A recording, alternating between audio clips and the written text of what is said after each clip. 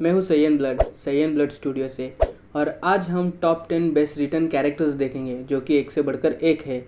लेकिन हम जिन कैरेक्टर्स की आज बात करने वाले हैं वो मेन कैरेक्टर्स नहीं होंगे, यानी कि हीरोज़ नहीं होंगे। कैरेक्टर्स या तो साइड कैरेक्टर, एंटागनिस्ट या हीरो के नाम पर कलंक।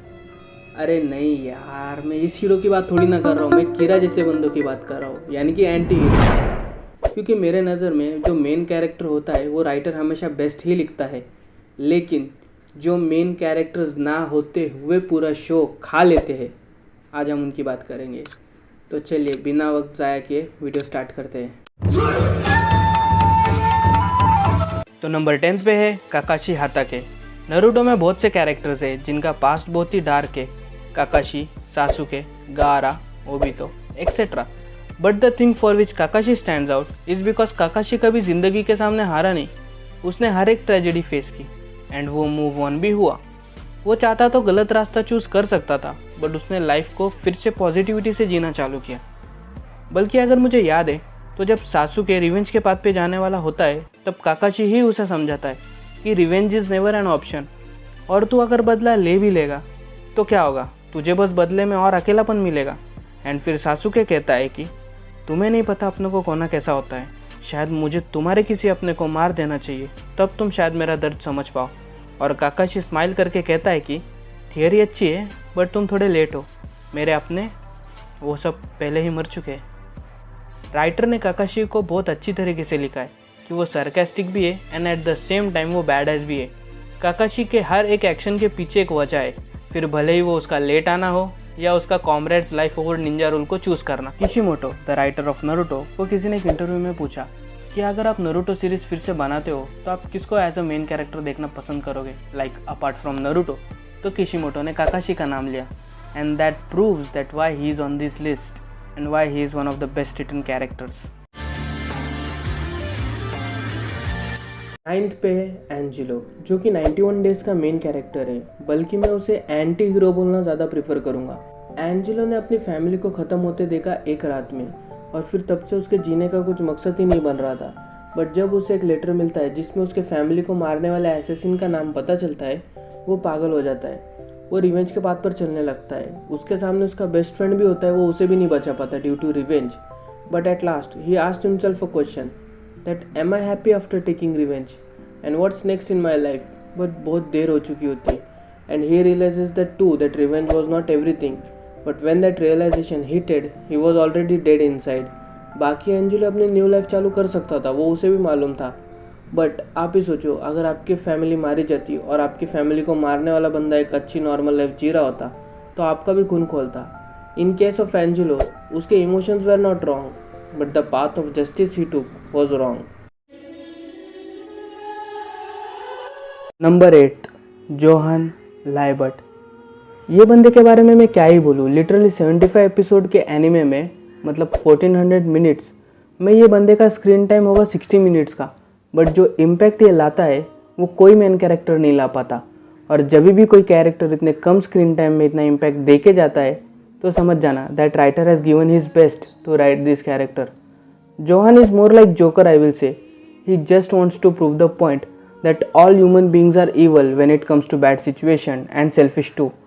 And at many times he proved it too in the anime, but Dr. Tenma proved him wrong. That if you give your 100% to be nice and kind in any situation, you can achieve it. And at last Johan was defeated. His point was not proved. कुछ लोग होते हैं जिन्हें world के dark truth बहुत पहले यानी बचपन में ही समझ आ जाते एंड उस चीज़ का बहुत बड़ा असर उन पर होता है, and Johan was one of them. Number 7 पे है म्यूरियम, जो कि अनडाउटेबली स्ट्रॉन्गेस्ट कैरेक्टर है चिमेरा एंड आर्क का। बट हंटर हंटर के राइटर ने उसे बस पावर देकर सीमित नहीं रखा। उसका जो कैरेक्टर डेवलपमेंट दिया है, although he is the main antagonist of the arc, due to which हम उसको हेट भी करते हैं, बट एंड में उसके लिए बुरा भी लगता है। In case of Meruem, he was born bad and a monster, but after learning from human being he developed emotions, and उसीलिए हमें उसके लिए बुरा लगता है।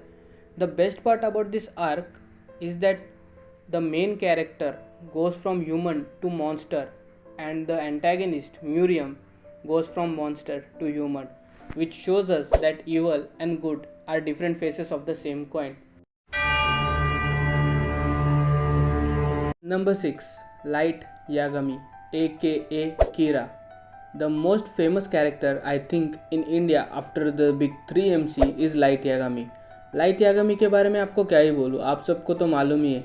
लेकिन in Death Note fandom, some fans like Kira and some don't, which shows us the complexity of this character. मेरे नज़र में राइटर ने लाइट को इंटेलिजेंस तो बहुत दी है बट मैच्योरिटी नहीं. लाइक उसकी थिंकिंग कि दुनिया में सिर्फ 2 तरह के लोग होते हैं, अच्छे और बुरे. बट ऐसा पॉसिबल नहीं है. अच्छे लोगों में भी थोड़ी बुराई होती है एंड बुरे लोगों में भी थोड़ी अच्छाई होती है. बट जब उसने चालू किया था उसके इंटेंशंस रॉन्ग नहीं थे. उसे बस क्राइम फ्री वर्ल्ड अचीव करना था with no crimes. It was his first purpose. But the second purpose जब उसको ryuk बोलता है कि अगर तू आइडियल वर्ल्ड अचीव करेगा तो तू अकेला क्रिमिनल बनकर रह जाएगा, अब वो ryuk को लुक देता है और बोलता है I will become the god of this new world. And then the problem begins. The justice Kira was after was not justice. He started killing people in the name of justice. कुछ भी बोलो, उसके death पर थोड़ा at the corner of heart बुरा तो लगता है, भले ही वो लास्ट तक मॉन्स्टर बन चुका था. Light achieved all the evilness what a human can achieve. Number 5. Eren Yeager. ये बंदा लिटरली 4th सीजन के बाद एक अलग ही पर्सनैलिटी बन चुका है. लाइक सीजन 4 के पहले अगर आप किसी भी AOT फैन को पूछते कि उसका टॉप 3 फेवरेट AOT कैरेक्टर कौन सा है, एरन किसी के टॉप 3 में भी नहीं था up until season 3. But the development of him in season 4 made Eren Yeager all time number 1 favourite character.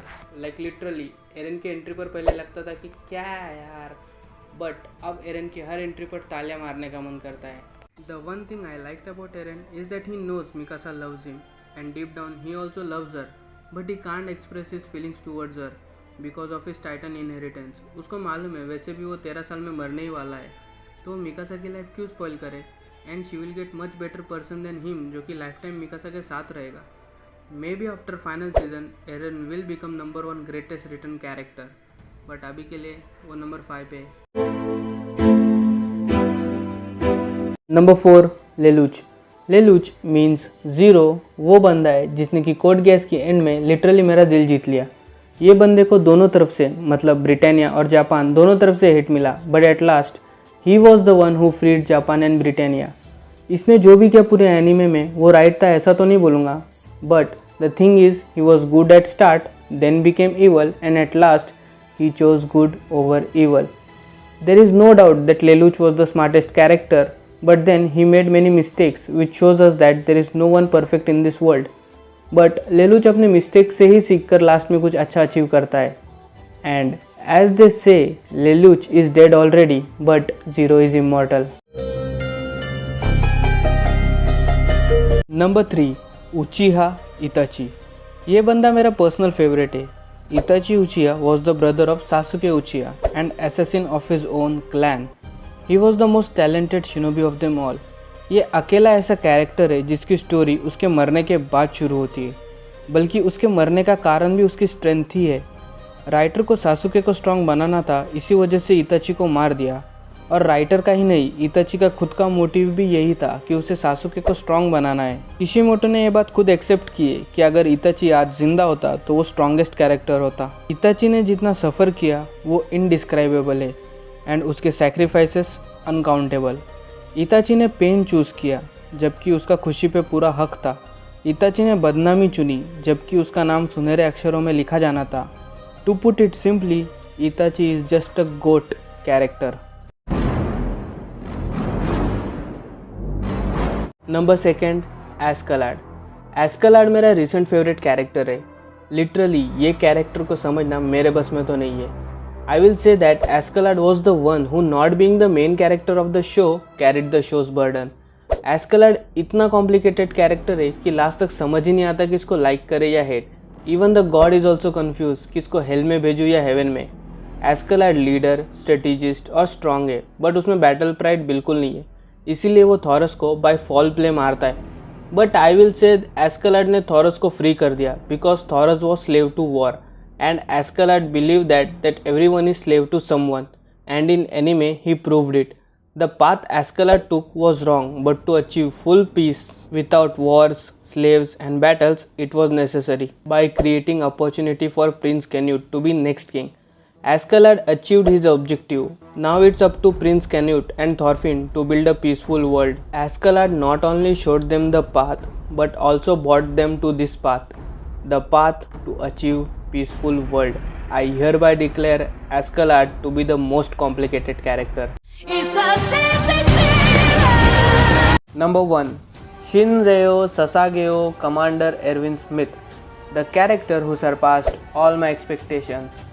Means what I expected from the character, I got to see 10 times more. ये character जब भी screen पे आता था मुझे goosebumps आते थे. Literally commander Irwin Smith को राइटर ने सिर्फ इसीलिए मार दिया ताकि वो मेन कैरेक्टर के साथ जस्टिस कर सके. As he was the side character to make main character more impactful in the future, writer had to kill Erwin Smith. अगर एरविन जिंदा होता तो मार्ले के साथ वॉर इजी हो जाता. लिटरली ये सीन देखो, आपके पास एक हाथ नहीं है और आपके सामने एक आर्मर टाइटन है, फिर भी लुक देख रहे हो लौंडे का. Total bad S. Writer not only killed Irwin Smith but immortalized him as the best written character of all time. तो ये लिस्ट मेरे अनुसार है, तो कमेंट्स में जाके लगी ये टाइप मत कर देना कि ये कैरेक्टर इतना नीचे क्यों एंड ये कैरेक्टर इतना ऊपर क्यों. तो जस्ट चिल, ओके. और अगर आप यहाँ तक वीडियो देख ही चुके हो तो लाइक, शेयर एंड सब्सक्राइब करते जाना. और अगर तुम बिना सब्सक्राइब करे जाने का सोच रहे हो तो याद रखना टाइटन खा लेगा.